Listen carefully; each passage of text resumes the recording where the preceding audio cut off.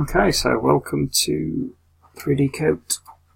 This is just a quick overview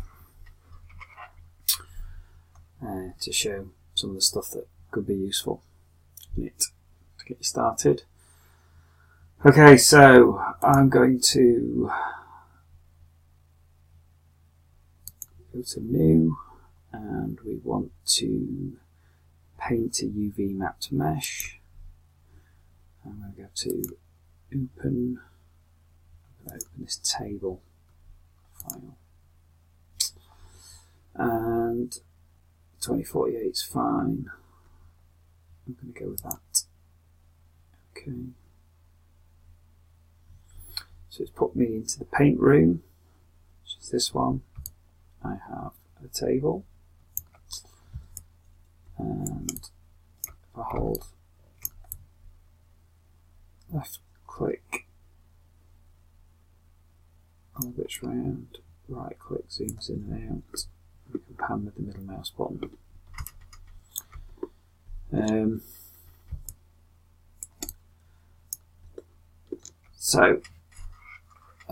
There's a few things we probably want to get set up.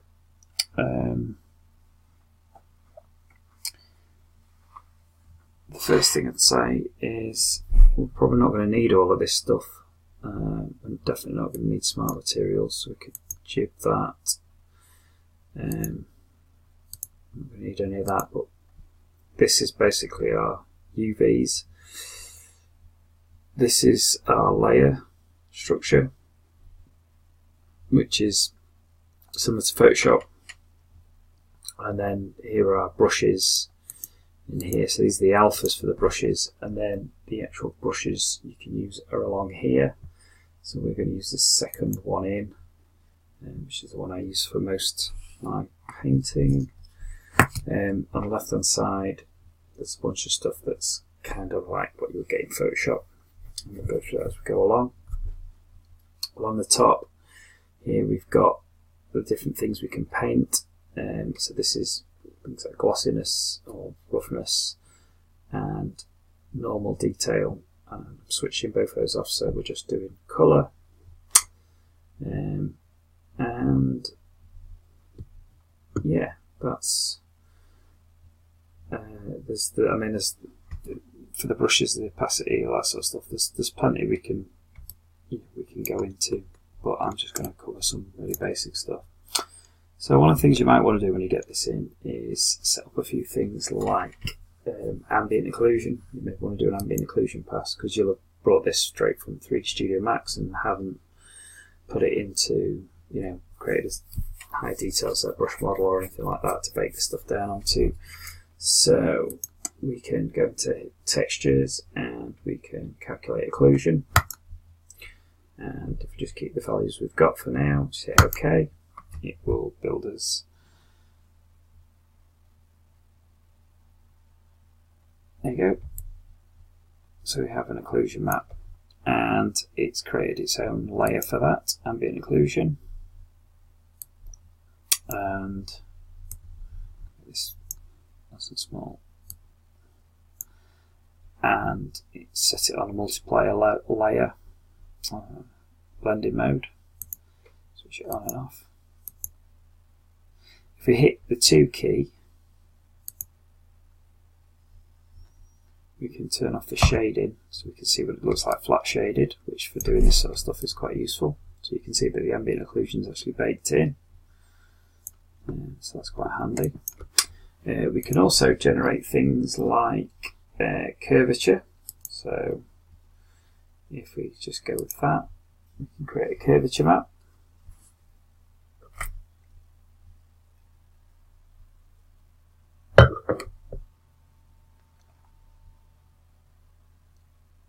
Which is done, which you can't see because it hides it, but if you click on here, then you can see we have a curvature map, which is a bit extreme, but we can change this from multiply to something like overlay,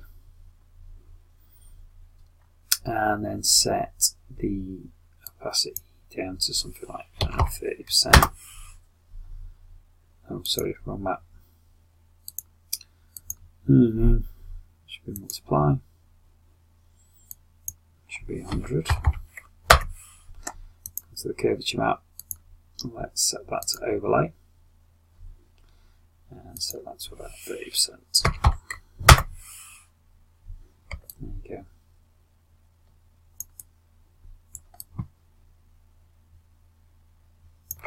Then the other thing we can create is a gradient map. These are quite useful for basically grounding objects. They're used a lot in kind of stylized work. And to create a gradient map, we basically need to fill this object, but fill it with a gradient. So that will be projected across these UVs. So the way we do that is if we go to this fill tool, we'll bring up some options, and it gives us this previewer window that if we click open, basically shows what's happening. And what we need to do is we basically need to pick where the gradient is. So if we pick point 1 as being the top of here, and pick point 2 as being the bottom, then we go up to here and make sure that we're setting our point 1 as white and our point 2 as black, and what we get is we get a gradient running from dark through to light. If we're happy with that, if we just click on Object, it'll ask, do we want to fill the entire layer? Say, oh actually no we don't, because we want to create a new layer to put it into. So we go down to here, so we want to push that onto layer 4, that's the one.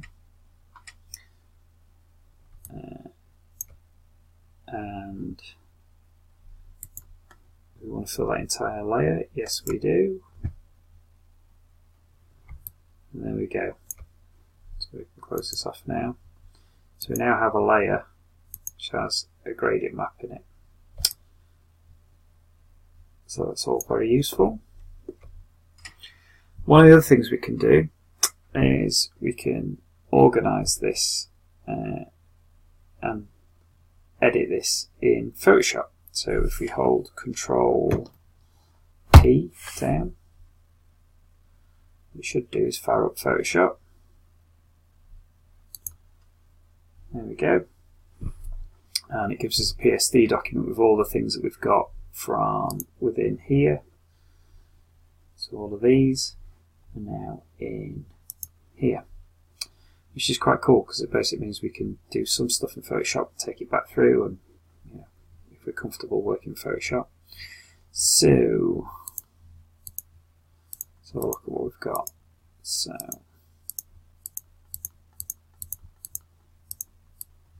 we can create a new layer if we want in here.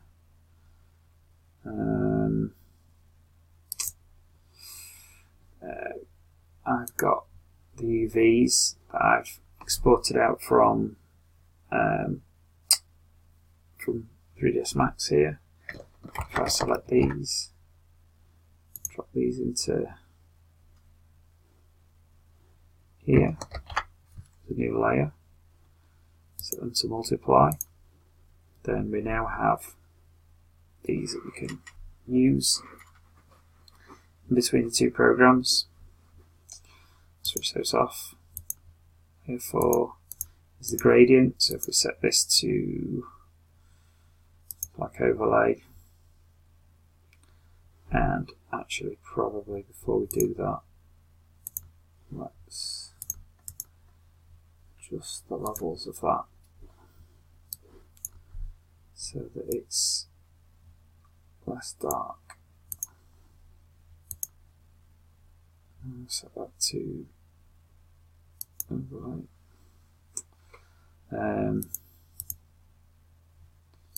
Curvature map, I'll leave as it is. But inclusion will leave as it is. And let's give it a colour. So in here, let's make it brown. Okay. So if we're happy with all that, just hit Control S to save it. Jump back over to here.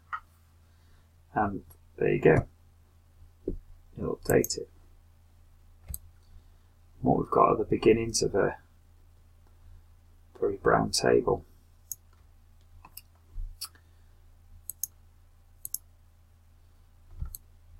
So what we can essentially do, once we've got all these things set up how we want, is pick a alpha, which we've got paint set up. I've got opacity set to 89% there.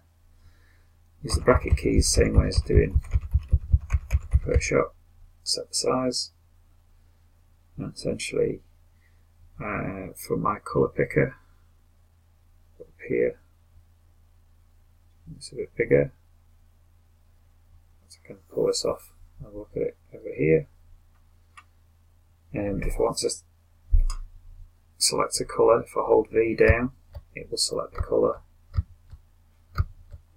My cursor's over at the time, so a bit darker, and I can start to just paint directly onto the surface.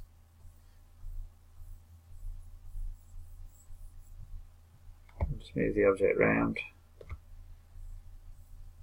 continue to paint where I want. Just do some of that. The other thing you can do is with this one here is I've got options for basically painting variations, so I can, like,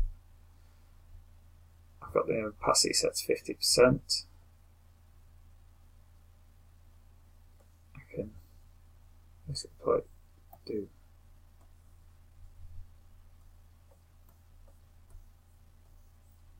lighter, or I can darken, and the pressure sensitivity works on this fine. I can saturate it more,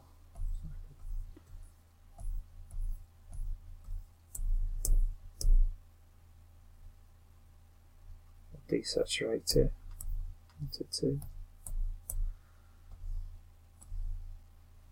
Essentially I can start to make all kinds of changes, or I could just go back to selecting a colour now in my normal brush,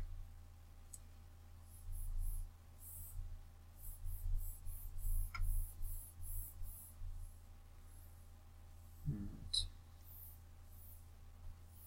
I'll select something from the colour picker.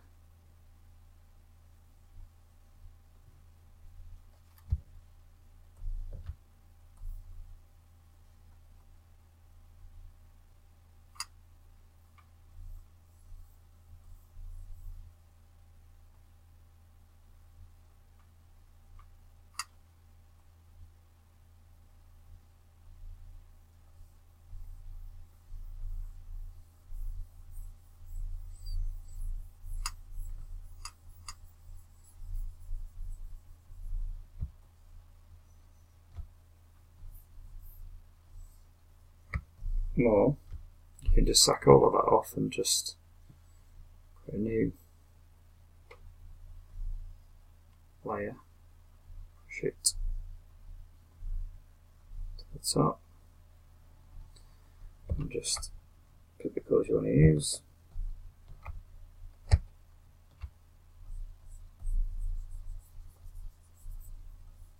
And just paint.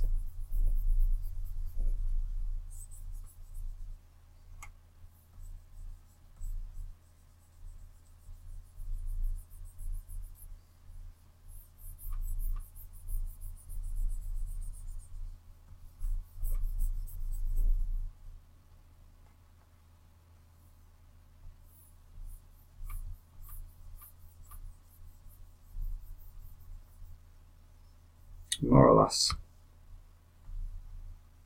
that's you getting started.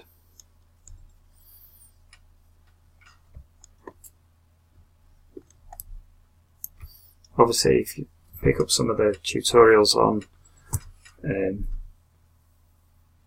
how some of the other features of 3DCOAT work, you'll get more from this, but this is just kind of really basic overview. Cheers.